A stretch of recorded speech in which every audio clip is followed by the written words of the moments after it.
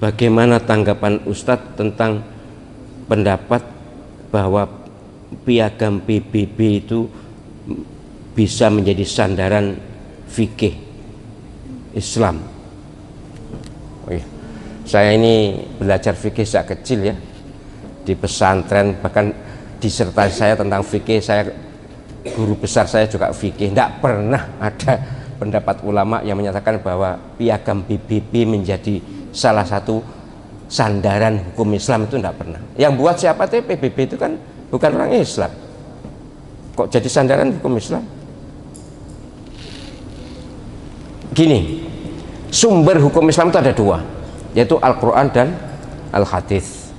Kemudian sandaran hukum Islam itu Al-Quran, Hadis, ijma, qiyas, ittifaq, ilhaq, kemudian istihsan, musalah, uruf, dan istishab. Ya, syar'u man qablana juga sulit ya. Tidak ada piagam PBB itu. Jadi saya terus terang orang yang bertekun di fikih puluhan tahun dan sampai sekarang tidak berani menjadikan piagam PBB sebagai sandaran, tidak berani. Tanggung jawabnya terlalu berat kalau ditanya oleh Allah SWT, kenapa kamu mengambil rumusan orang-orang yang ternyata juga tidak bisa mengatasi masalah. Bahkan mohon maaf ya, PBB itu tidak adil. Negara 200 negara itu loh akan tervoting, namanya hak veto.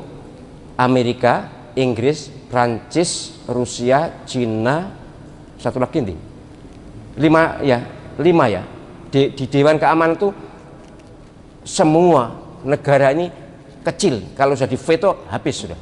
Veto itu hak batal, membatalkan. Misalnya ada keputusan apapun, kalau sudah diveto oleh salah satu 5 negara ini habis sudah. Padahal penduduk dunia itu banyak di luar.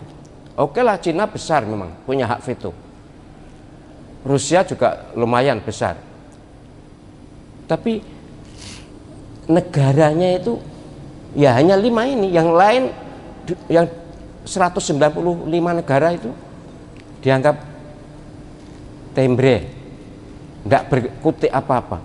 Apa itu yang dimaksud? Nyatanya setelah PBB dibentuk tahun 45 itu, peperangan juga masih ada, dan yang perang mereka loh. Amerika nyerang Afghanistan, Amerika menghancurkan Irak, Amerika nyerang Vietnam. Siapa yang bisa mencegah? PBB? Tidak bisa kan? Apa hebatnya PBB? Apa hebatnya PBB? Bahkan Israel begitu sewenang-wenang menindas Palestina, ketika dibahas di Dewan Keamanan, diveto Amerika. Ya tidak berkutik sudah. Jadi PBB itu dikuasai 5 negara ini, pemenang perang ini loh.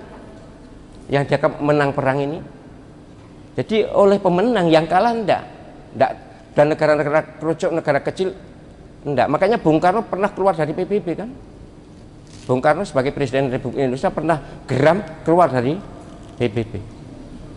Ya ini soal politik urusan. Tapi kalau soal fikih, yang ngerti fikih itu para fuqaha, para ulama ahli fikih.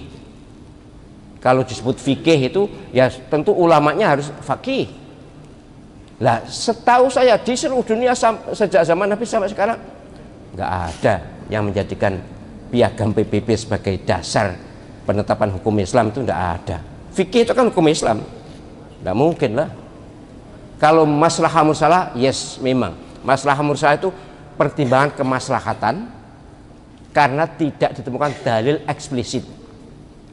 Contoh yang paling mudah adalah andai kata negara itu dalam keadaan perang melawan musuh, tentu ya, nah, perang bukan melawan bangsa sendiri, perang melawan musuh, kemudian biaya habis, kas negara habis, maka negara boleh meminta dengan paksa dalam tanda kutip kepada orang-orang kaya dengan persentase yang adil, bukan zakat, bukan sedekah, bukan infak, tapi pokoknya itu biaya perang diambilkan dari para orang kaya. Ini namanya maslahah demi kemaslahatan mursalah, tidak ada dalilnya.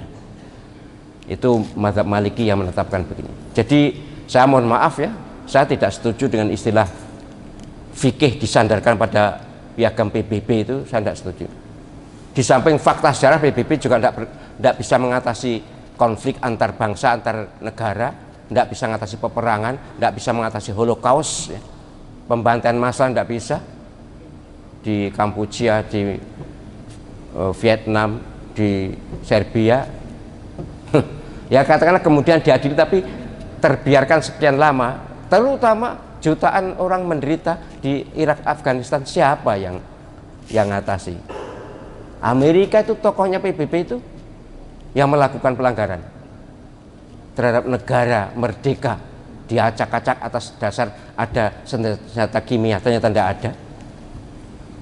Kemudian Afghanistan diserbu alasannya karena WTC, ternyata setelah diteliti enggak, bukan, wong itu orang Yahudi aman semua kok waktu WTC roboh itu.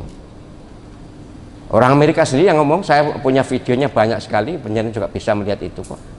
Baik, enggak setuju saya soal orang berpendapat begitu, ya terserahlah.